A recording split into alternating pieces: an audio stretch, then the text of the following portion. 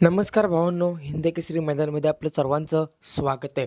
रुस्तम द्वादशी हिंद केसरी बकासूरचा भाऊ महाराज आज मौजे भोर येथे पळण्यासाठी गेला होता. भावांनो, नक्कीच आज भोर या मैदानामध्ये महाराजच्या नक्की गटाला काय झालं, कोणत्या गटात पळाला, गटपात झाला की नाही, संपूर्ण अपडेट आपण या चॅनलच्या माध्यमातून देणार आहोत. जर तुम्ही आपल्या चॅनलला नवीन असाल तर चॅनलला सबस्क्राईब करून या व्हिडिओला लाईक करायला विसरू नका.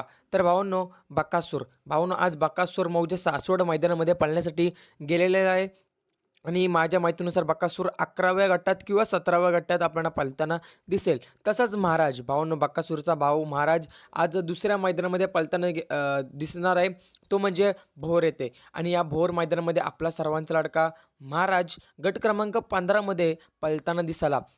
सुंदर अशा गाड्या पळाल्या, लाईव्ह अडकत होतं त्यामुळे व्हिडिओ काही मिळाले नाही.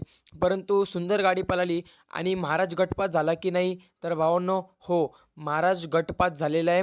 गट क्रमांक 15 मध्ये पळून महाराज आपला गटपास झालेला आहे. तुम्हाला माहितीच आहे, जो देव बकासूरच्या गळ्यामध्ये पळतो तो उजेडात येतोच आणि चांगला देखील पळतो.